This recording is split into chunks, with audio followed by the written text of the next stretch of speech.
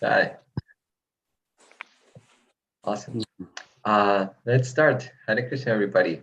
Om Namo Bhagavate Vasudevaya. Om Namo Bhagavate Vasudevaya.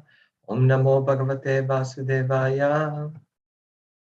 Today, we are reading from the Srimad Bhagavatam, 10th canto, 20th chapter, texts 10 and 11. Asanutpata gaminaya Shudranadyo Nusushyatihi Pumso Yata Vastarantrasya Dehadrapina Sampadaha.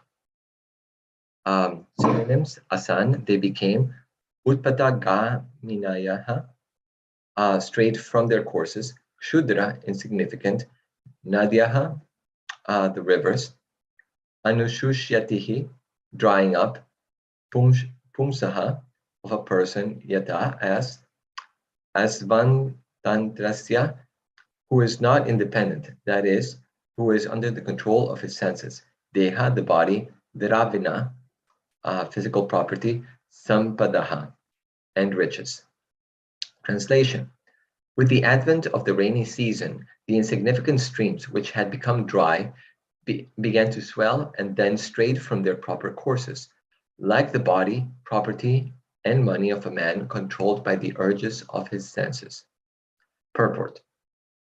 Srila Prabhupada comments, during the rainy season, many small ponds, lakes, and rivulets become filled with water. Otherwise, the rest of the year they remain dry. Similarly, materialistic persons are dry, but sometimes they are in a so-called opulent position, with a home or children, or with a little bank balance. They appear to be flourishing, but immediately afterwards they become dry, like the small rivulets and pond. The poet Vidyapati said that in the society of friends, family, children, wife, etc., there is certainly some pleasure, but that pleasure is compared to a drop of water in the desert. Everyone is hankering after happiness, just as in the desert everyone is hankering after water. If in the desert there is a drop of water, it may of course be said that the water is there, but the benefit from that drop of water is very insignificant. In our materialistic way of life, which is just like a desert, we are hankering after an ocean of happiness, but in the form of a society, friends, and mundane love, we are getting no more than a drop of water. Our satisfaction is never achieved, and the small rivulets, lakes, and ponds are never filled with water in the dry season. Text 11, translation. The newly grown grass made the earth emerald green. The Indragopa insects added a reddish hue, and white mushrooms added further color and circles of shade. Thus the earth appeared like a person who has suddenly become rich. Purport. Srila Sridhar Swami comments that the word Narinam indicates men of the royal order. Thus, the colorful display of dark green fields decorated with bright red insects and white mushroom umbrellas can be compared to a royal parade displaying the military strength of a king. Om Jnanatimidandasya Gyananjana Shalakaya Chakshurunnitamina Tasmai Shri Gurave Namaha. Jai Shri Krishna Chaitanya Prabhu Nityananda Shri Advaita Gadadhar Shivasadi Gaura Bhaktivinoda. Hare Krishna, Krishna Krishna, Hare Hare, Hare Ram, Ram Ram, Hare Hare. Hi. So before I begin, I'd like to request all of the assembled devotees to please bless me so that I can speak something which is in line with our Guru Parampara, which is beneficial to our lives, and that our hearts become fertile ground for this sublime message to take root on. This chapter, it's a very descriptive chapter. It just has a lot of beautiful poetry and all that. And I remember that this was, how much I liked it. This was the first chapter that I read when I started reading the Krishna book. Yes, I started reading the Krishna book from this chapter on because I wanted to get to the Rasa Leela. But before getting to the Rasa Leela, I wanted to get a little bit of context. So I started with this one. This was that I had no idea what the Rasa Leela was, by the way. I just knew that it was like, oh, yeah, I'm a dancer and Krishna dances, so I gotta read about this. So let me warm up to that and start from here. Big mistake. I did not know, that the Rasa Leela is the most esoteric of all pastimes, of all, things that you can ever read in the Vedic literatures. And so, even before getting to the Rasa Leela, I became completely bewildered, and I said, okay, I got to put this down. So it was in the chapter of Krishna steals the gopis' garments, and I was like, yeah, I can't. It's very difficult. I don't understand what's going on here. Why is Krishna doing this to these poor little girls? Yeah, there's certainly something that is not right in my understanding of this. I'm just going to put it away and come back to it later. It took me actually 3 times to get, reading through the Krishna book in the years to come to actually be able to get through the Rasa Leela. So yeah, we cannot jump ahead. We have to go through this systematically, and also it's very good to do it in the association of devotees, like we're doing here. Because I remember that some years after I had read that Krishna steals the gopis' garments, I heard a class, and in the class by Radhanath Swami, and it was a beautiful class, and he explained it in such a way that my mind was not bewildered at all, and I was able to fully appreciate that whole pastime. And I was like, yes, this is perfect. When we hear it in the association of the devotees, now everything makes sense, and now my heart is satisfied. Now, this verse, text 10, it's very interesting because it talks about how, yeah, a person, people who are materialistic, sometimes they appear very, very happy. Just look at their Instagrams, right? Everybody who you see on Instagram is happy and flourishing.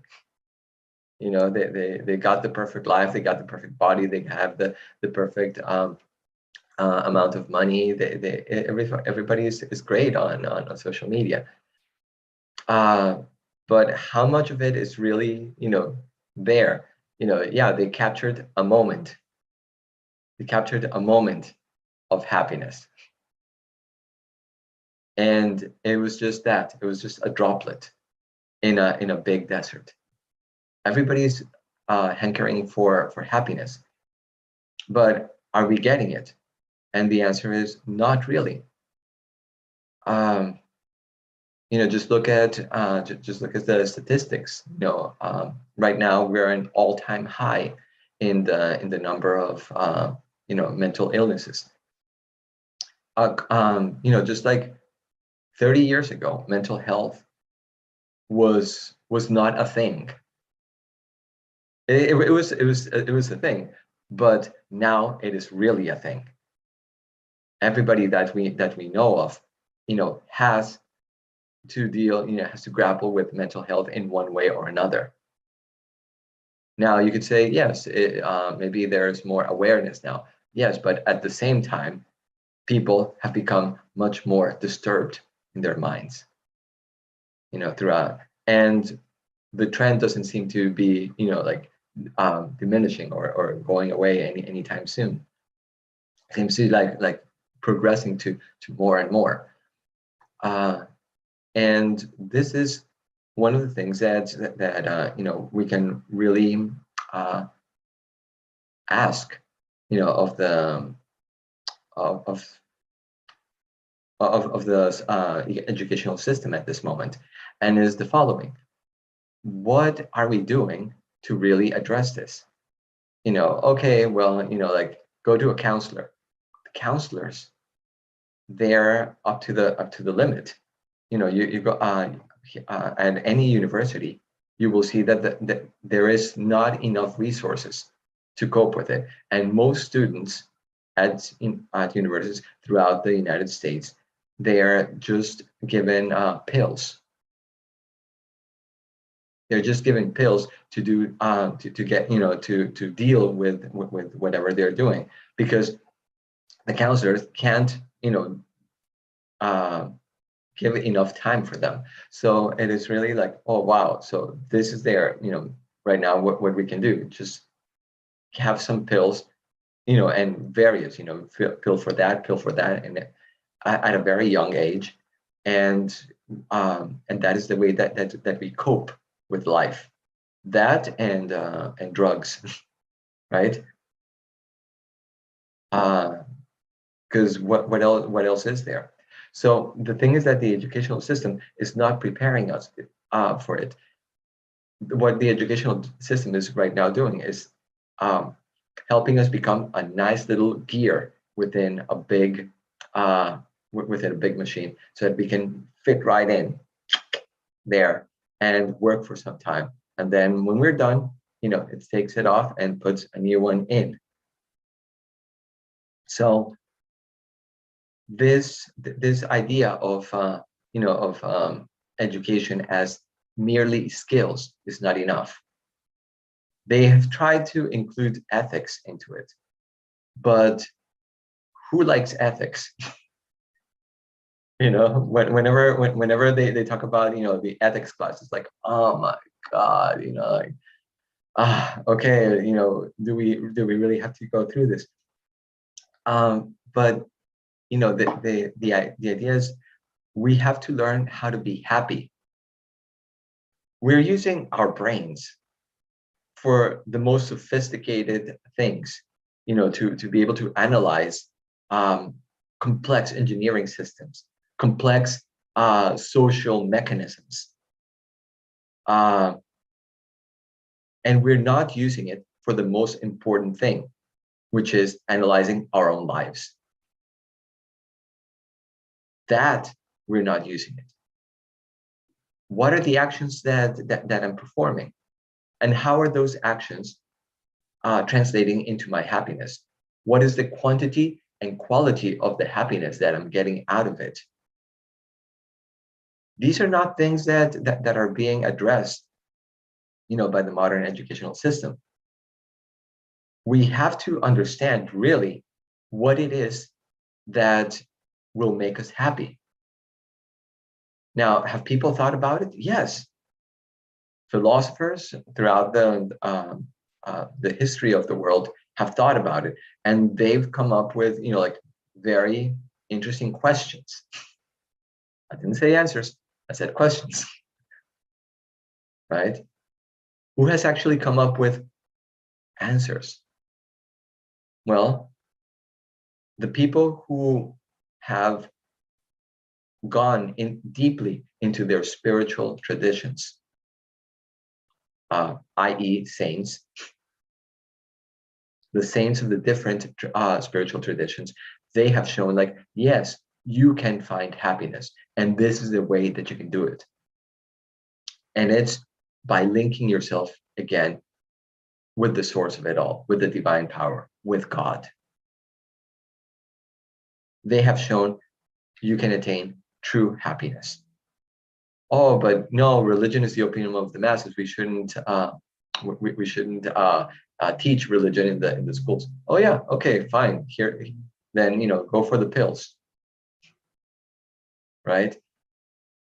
Historically, in the West, we had a very traumatic experience, which was when religion became art and militaristic in its ways to push a certain agenda. Back in the day, and now we're at the other. That's one extreme, and then we have gone to the other extreme, which is like becoming very militant. Like, no, no religion at all, separation of religion with everything else in life. Okay, now we have to come back to that center point, to that middle ground, to that balance, because otherwise, we're just going to get this higher trend. We have to understand that religion is not just, oh, be good to each other, don't be a bad person. Oh yeah, I'm not a bad person. I don't kill anyone. That's a standard. If I don't kill anyone, then I'm a good person, and therefore I'm good. That's not enough. That's not enough to understand of religion. If we truly understand what religion is about, which is that search for happiness, and that deep search within for happiness, then we will understand what how to go about it, following those who have actually found happiness. We don't hear about the lives of the saints ever. Where is a movie about lives of saints? Like the last movie I've seen about the life of a saint, unless it's a Christian movie about Jesus, it's the Brother, Sun, Sister, Moon. That's the one that all the devotees watch when they're going to say like, oh, let's go watch a movie. It's like, and that was back in the 60s, 70s, something like that. You can, and because like Hollywood doesn't make these kind of movies anymore, because oh no, we're not gonna do anything religious. But this is what like our standards of happiness, that is something where we could actually somebody to look up to. We have no idea where our philosophy comes from, our philosophy of life. How are we going about life? What is important for us? What is your philosophy of life? Nobody really knows how their philosophy of life is created. Generally, it's a mixture of what you've read, the books you've read, the movies you've watched, the songs you've listened to, and who is putting out that idea, those ideas up there. People who are themselves just getting these drops of water in the desert. I was talking to some Christian friends the other day, and we were talking about like different our different philosophies and like that. And one thing that struck me was that they have commentaries just like we do. The Christians have many commentaries to the Bible, but rarely does the average Christian actually go into any of those commentaries. I didn't know about commentaries. I grew up Catholic. I never knew about it until after I became a devotee. There's tons of commentaries, but nobody uses them. When you go to any church, they have their different ideas, ideologies of who God is, even within just the Christian tradition, who God is, what the afterlife looks like. Is there purgatory? Is there not purgatory? What happens to the soul after you die? Does it just stay buried until until the day of judgment? Does it go back to to heaven? Like, people really don't know. And the interesting thing is that like they don't use the commentaries because they don't even have a tradition that goes back further, that says like, oh yeah, this commentary is bona fide. This one, these authors, are in line with what we preach here. It's like it's almost like every single church has their own understanding. And generally, it's not until you like really, until you go to seminaries and become ordained, that some of this is really, given to you, some of these commentarial things. So where is our understanding of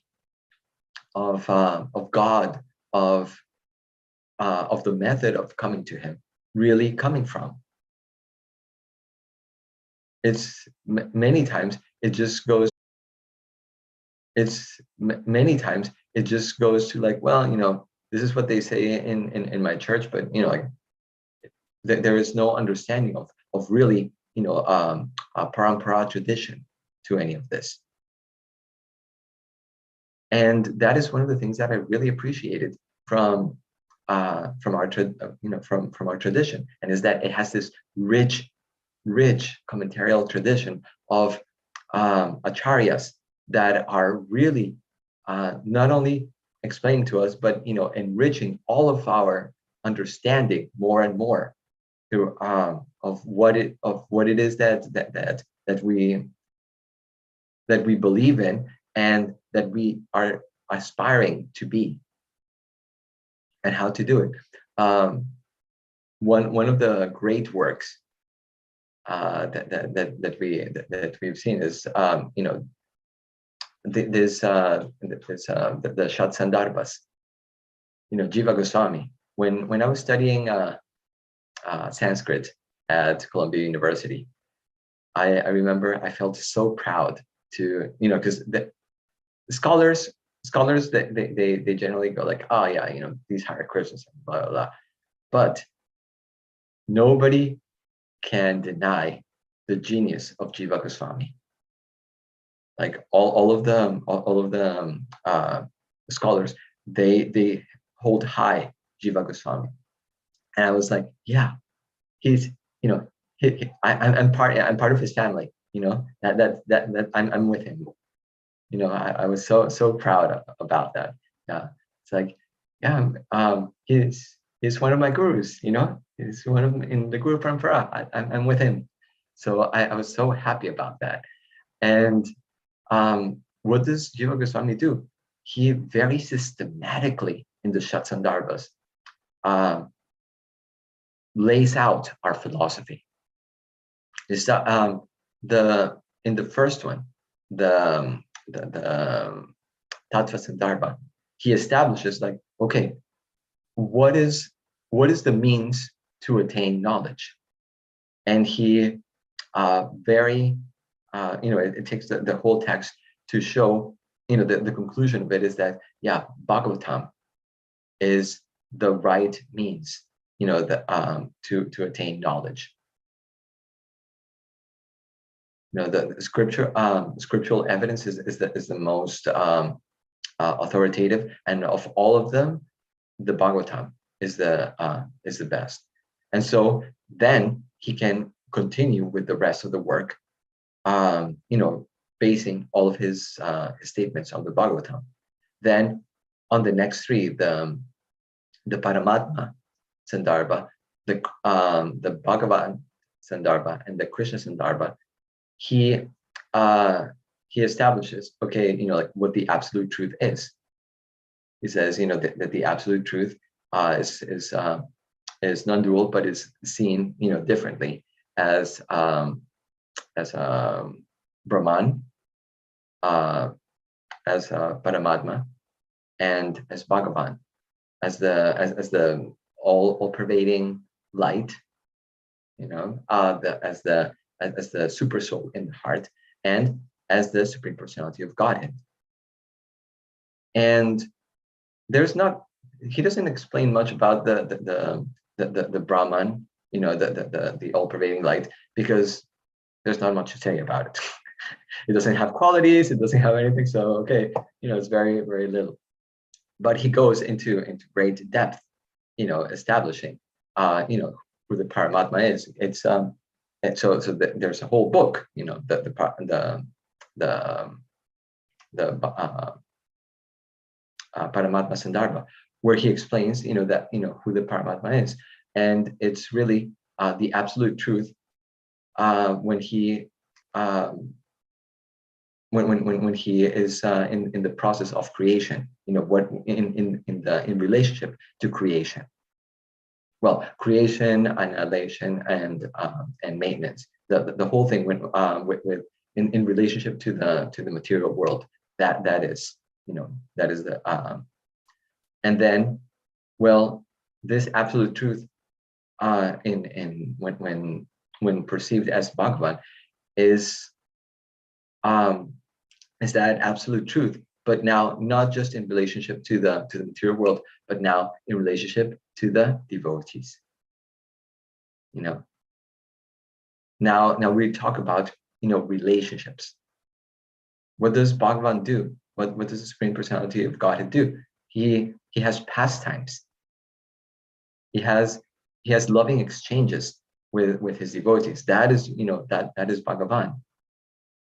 So and of all forms of Bhagavan, of all forms of the Supreme Personality of Godhead, the sweetest, the most intimate is Krishna, and therefore that there's a whole sandarbha dedicated to that aspect of the supreme truth, which has relationships with the devotees, but it's the sweetest and the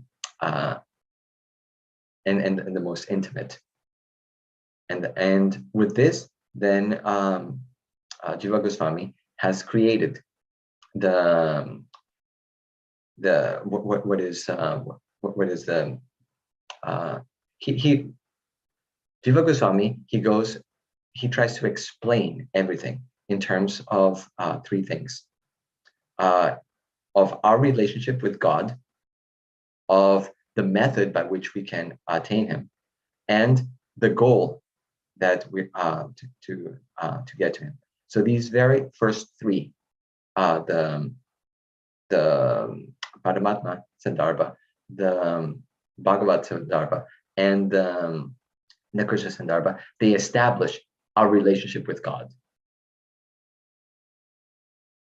And then the next one is the Bhakti Sandarbha.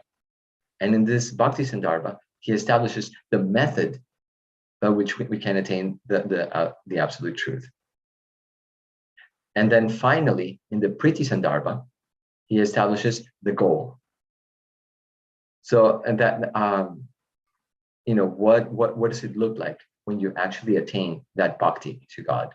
And so that last one is very similar to the nectar of devotion in the second half of the nectar of devotion, in which it establishes like what do the different relationships with God look like.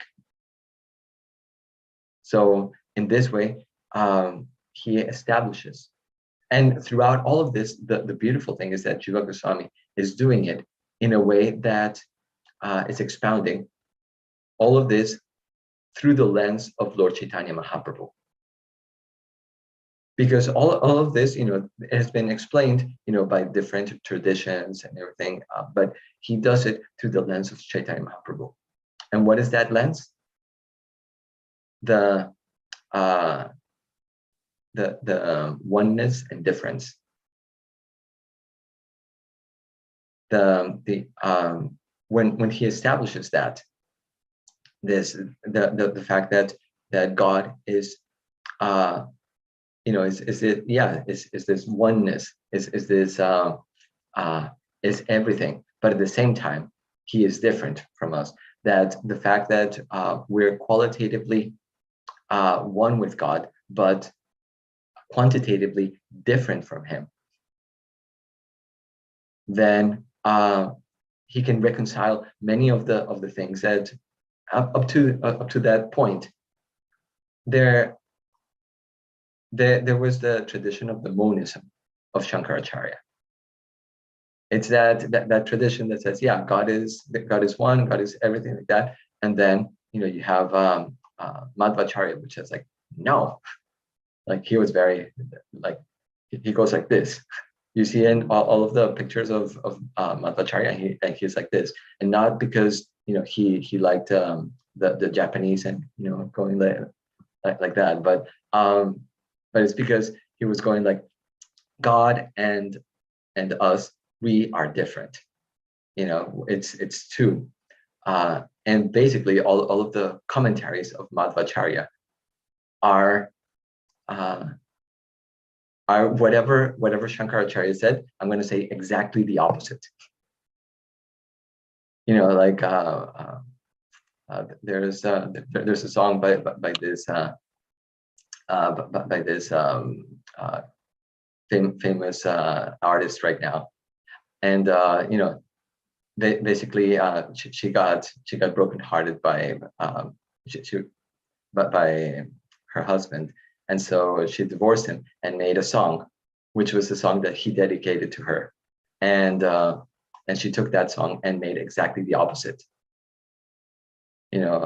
I should have given you flowers like that, and she's like, well, I can buy myself flowers, and so it was exactly the opposite. So that is what Madhvacharya, he did exactly that with Shankaracharya. Whatever Shankaracharya said, he said exactly the opposite.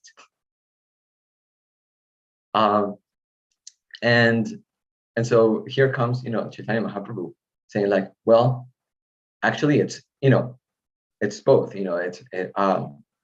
There's a certain there's a certain truth to what the monists are saying, but it's not the entire truth. And the way that we see it is that qualitative oneness, but quantitative difference of the jiva, the spirit soul, and Bhagavan, and the Supreme Lord. And in that way, he puts all of it together in this perfect way. Sometimes when I am when I have to talk about with somebody that is going like, oh, the monism, like that, this is the understanding that I bring. It's like, yeah, you're right, but it's an incomplete truth. What you're saying is incomplete, and I give them Lord Chaitanya's oneness and difference. Okay, so it's 7:49, and I'm going to stop here so that if there are any questions, comments, or really cool jokes, you can. This is the time to do it. All right, Krishna, go on. Yeah, Hare Krishna, Hare Krishna. Yeah, you made a wonderful point there. Very nice class about the sweetness. How Krishna is so wonderful that there's this quality of relationship, this loving exchanges and pastimes that he has. And Krishna is so wonderful. He lets us nibble around the edges of philosophy and Veda and Tattva and all this other stuff.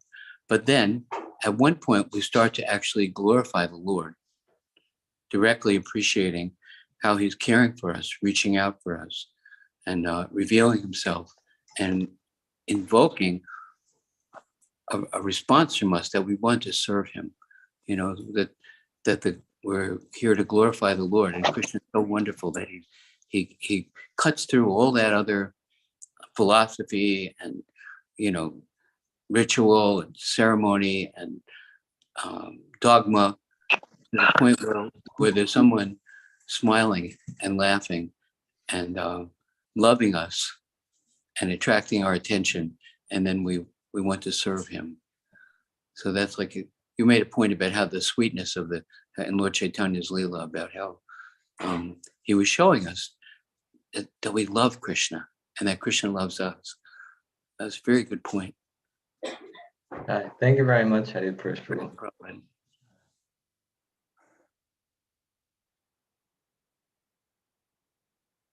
How wonderful is Krishna? How wonderful is Krishna. Yes, Jeffrey? This is our friend Yusta. She's traveling all over the world spreading love of God. She's here for the first Hi. time in Bhagavatam class. Hi, how are you? Hare Krishna. Hare Krishna. Thank you for your class. It was great to listen to you. I feel very connected with your words.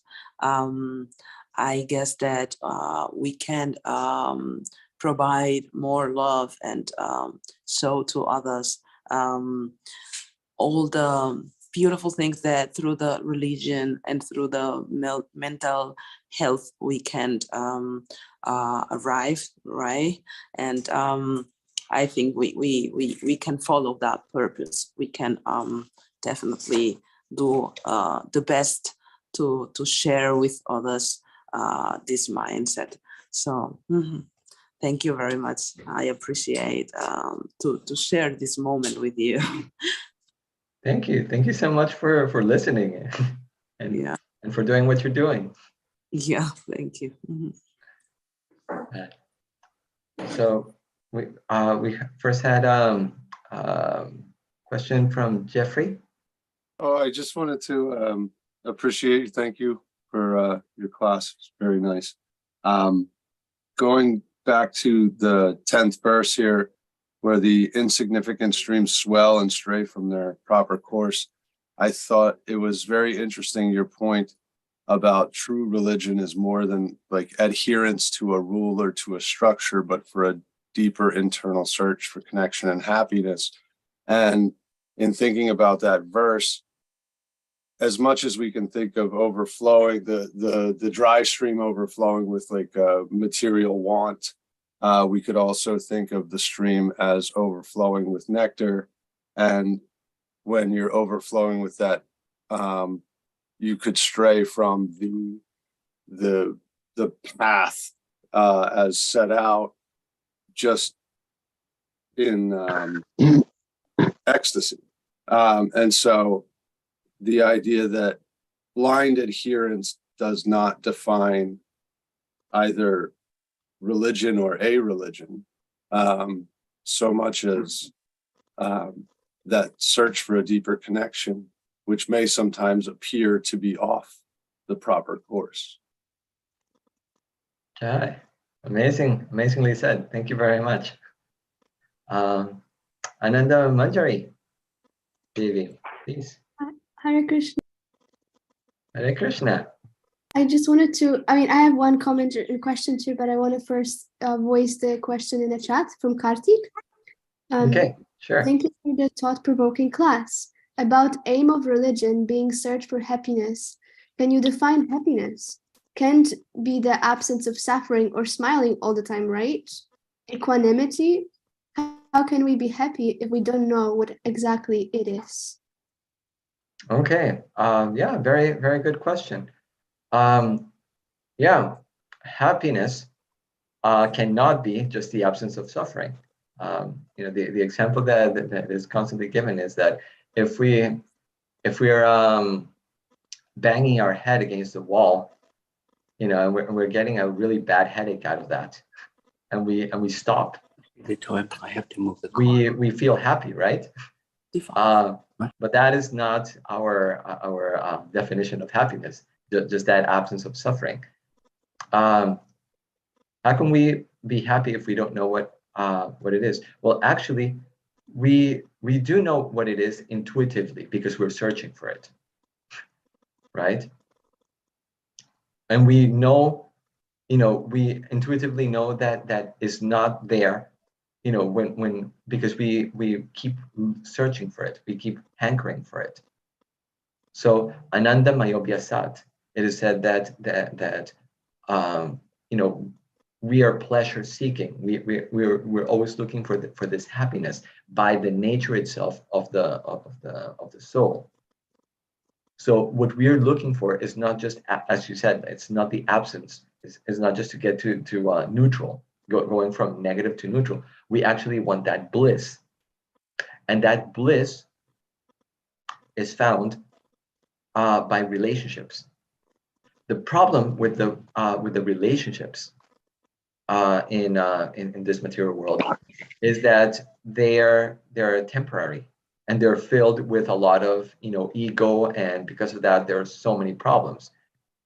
And because of that, some people even go like, well, I don't want to have anything to do with anything, relationships like that, and they become monists because of that. But when we take that out and we put what is really spiritual relationships that are based, that are centered on God and on the soul, then we have a perfect relationship. Then we have perfect happiness. That searching for that relationship, that perfect relationship with God, that is what will make us happy. And when we share that relationship of God with others, that is the perfect relationship that we have with others, because we are continuously, as Jeffrey was saying, like getting this this flow of nectar. And the devotees, they start getting glimpses of this, even as in the beginning stages of bhakti. So if you ask a devotee, have you seen God? Even the some may have seen God, but and eventually we all will get there. But at least at this very beginning stage, of just being a bhakta, of just like coming to the temple a little bit, you can start feeling that bliss by chanting in together in Sankirtan, by connecting, with the devotees, that those relationships with the devotees, by eating the food that has been offered to God, prasadam. You can start feeling already that bliss, and you go like, wow, this is different. This is qualitatively different to what I've been doing all throughout. So I hope that helps.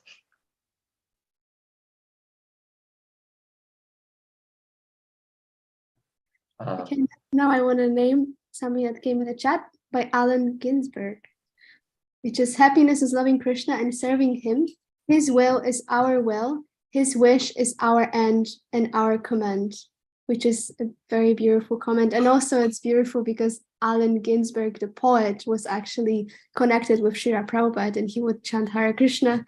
So it reminds me of the early days of San Francisco and the movement spreading there. And I wanted to appreciate, Prabhu, the class and you bringing Jiva Goswami and his prominence as a scholar in Sanskrit, because I find it very easy somehow for me to forget that actually our acharyas were also engaged in the material world. And just like Prabhupada said, that when we become devotees, we become perfect in all aspects, that our acharyas also really deeply exemplify that, as Jiva Goswami serving as a perfect and an exemplary scholar in Sanskrit, and being recognized also in the outside of the spiritual circles and also into the scholarly academic circles.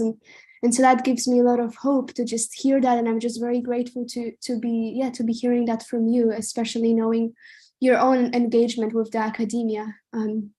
And so thank you so much for bringing that, and for also naming the search for happiness through the philosophical approach, how the philosophers asked the question, and yet the question was answered by the truth seekers and saints. So this is what I'm taking away, and I'm really grateful for. Wow, you just said that all of that much more perfect than I did. Yeah. Beautiful. Murli Gopal Prabhu, great class.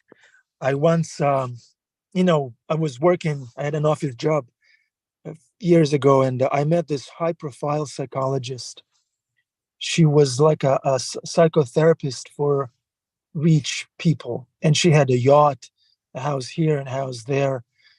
And I was doing my what I was supposed to do, and I was secretly hoping to kind of talk to her and see what exactly do you tell those people. You're a successful psychologist. What do you tell them? What do you say to them? And they're successful, and it seems to be working. That you have a yacht and everything, successful career. So finally, I got my moment with her, and I said, "So what do you tell them?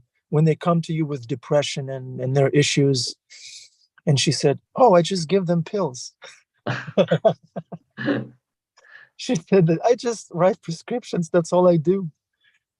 And then she moved on. So in the material world, nobody cares for us. The best thing they can do if we seek out for help from them is giving us pills. That's the best they can do. So therefore, we should turn to Krishna and Prabhupada. This is the real solution. The devotees association, sadhana, devotees care, spiritual master cares. Nobody else does, Just my little input. Yeah. And we don't want to minimize the importance of pills. Sometimes that's necessary. So I just want to put that disclaimer there. Yes, very, very important. Some people do need the pills.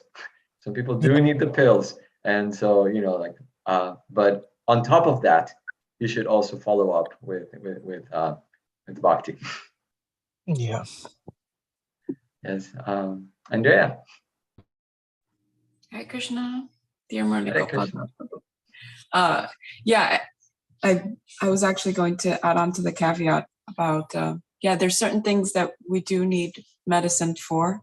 I have various health problems and I have to take medicine. If I don't, then I just would not be here. And I think it's also important for us to balance, like you said, that it's like how it's not one or the other, it's both together, kind of like the what is it, the dual, it's not a duality in terms of a negative and a positive. It's both can exist at the same time. Just like how Krishna is a paradox, we can be paradoxical in the sense that we can be Hare Krishnas and go to the temple and get our kind of spiritual ease from the kirtan and from the classes and from the deities. And at the same time, we can also recognize that we're in material bodies that need kind of material tools sometimes to help us feel better, which could be, going to a therapist, talking it out. It could be, exercising for our physical health so that we can do more service. So it's just about balancing it all. And I think it's important for us to, in our enthusiasm, not to get too fanatical, because there's a lot of people who have lost out on opportunities to be further serving Krishna because they didn't take care of their bodies, and they decided that's not what I need to do, and then they left their bodies way early. They could have possibly been around longer. I know Hridayananda Goswami Maharaj talks about this a lot, about hey, if you have the opportunity to do some kind of medical treatment so that you can serve Krishna longer, do it, because Krishna will be pleased by that. So yeah, I think it's a matter of balancing it all out. So it's just my humble opinion. Hare Krishna. Yeah, we have a very sophisticated, complicated system called body, and it has many parts. It has this physical body with many systems, and it also has this mind, intelligence. So it has this subtle parts, and you have to take care of all of it, right? And you also have to take care of the driver. So there's a lot of taking care of here. You can't neglect, the body. You can't neglect the mind, and you can't neglect the driver. You have to take care of all of that. That's a lot of things to take care of. And guess what? It's impossible for you to do it by yourself. So you have to do it, in a community. In a community of devotees, where you're helping each other out, and then it becomes manageable. And I'm so glad for this Bhakti Center community here, that is helping us, fulfill that need to be able to take care of us in a holistic way. Yes, take your pills and chant Hare Krishna.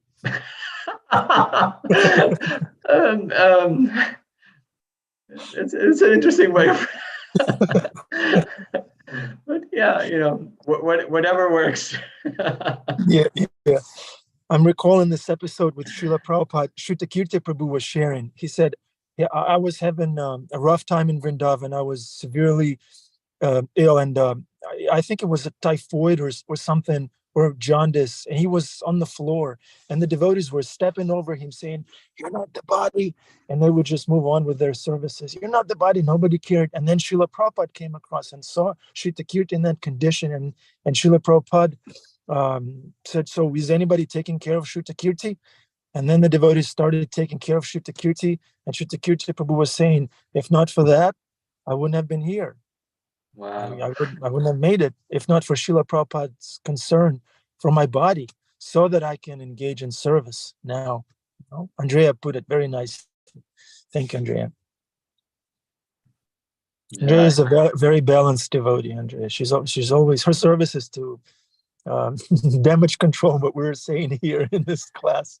Thank you, Andrea, for your perspective. Ananda Manjari. Yeah, I want to add to this point, and I really love this phrasing, damage control, because I do feel like it's caring for the possible impacts or misunderstandings, and I just love that care that comes from it, and yeah, what comes to me is just how Srila Prabhupada would always say that actually health comes before sadhana, and sadhana comes before seva, because our body is our main vessel for service, so we need to care for it. And there are so many instances when Srila Prabhupada would like play a doctor to his disciples, when he would advise them on what to take, what to eat, what to not to eat, or he would specifically visit them when they are sick, and all these things. And so I feel like it's exemplified. We are just yet to catch onto that example and really live by that example of care. And yeah, it also reminds me of how it's said that the holy name is our medicine, true medicine, and there's no other medicine.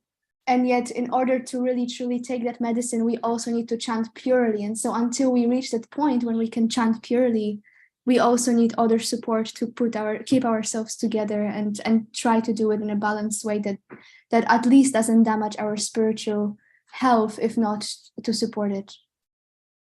So that's all I have to say about it.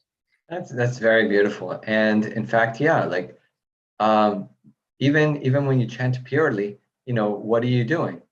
Prabhupada was chanting purely, and he was still taking care of his body. He was still taking care of other devotees' bodies. He would even give medicine prescriptions to devotees, like, hey, take this, go here, like that, because he used to be a pharmacist. So take this, like that. He cared about the devotees. How do we experience Krishna? We experience Krishna's love through the devotees' love, and that involves, the mundane things. What did Sanatan Goswami used to do when he used to go from village to village? He used to ask the Vrajabasis, how are you doing? How are your cows doing? How are your crops doing? Has your daughter gotten married yet? All of these things, showing care. It is not that when we become pure devotees, we neglect everything else. It's like, no, we become even more attuned to everyone's well-being constantly. Right now, I have a cast, and Brahmatirtha. What happened, Murli Gopal? Was it a bar fight? No, it was simply karma. I fell down, and it was a dumb fall, but karma hit, and it's like, tore some ligaments. So anyway, have to go through that karma. But then Brahmatirtha Prabhu, he came to me and said, hey, why don't you come to the BI, because you won't be able to do a lot of things, and there are some devotees there that can take care of you. And so I came, and it has been so helpful. And they've just been helping me out, with like the different things, like when I have to take a bath, a shower, they'll put this thing over me, and meals and all that. I was like, wow, this is really showing a lot of care, and I'm feeling Krishna's love through these devotees. And this is just, like very mundane, very bodily, things. But you can feel really, that affection, that love. So how are we going to progress in our spiritual path? We're going to progress by showing that love, that care, and connecting it with Krishna.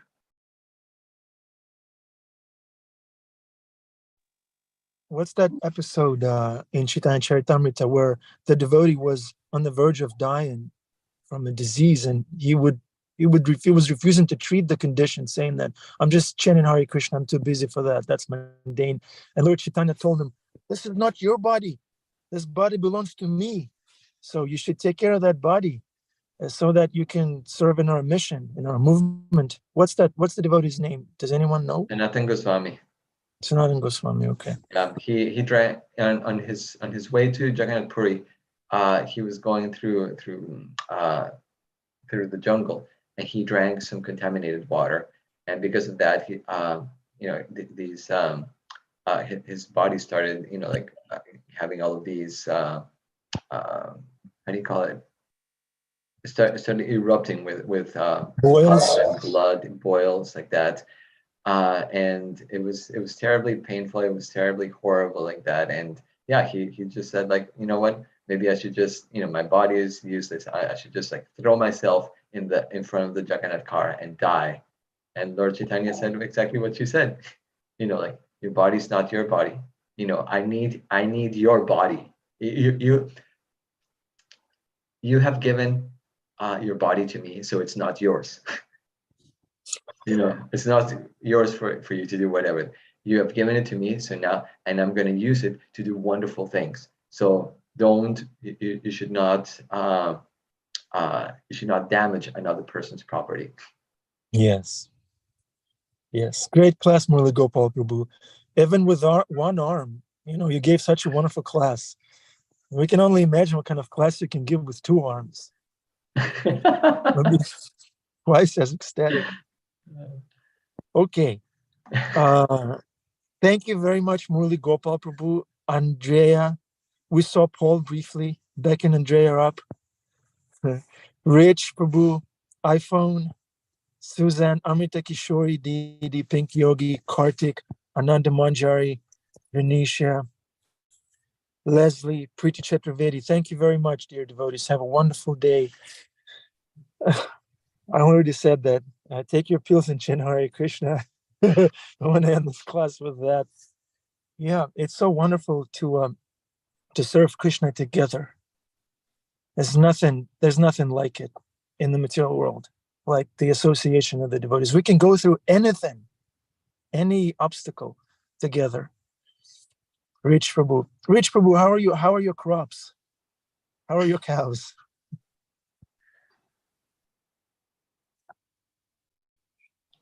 No answer. Okay. I'll see them. I'll see them again on Monday. I'll check in. I'll ask them. Make sure they're taking their pills. Nice. Yeah, we're all crazy. What can we do? We all need therapy. Okay. Hare Krishna, Hare Rama. Love you all. Hari Hari Bol, and see you tomorrow. Srimad Bhagavatam never ends. Hari Bol. Hare Krishna. Hare Krishna.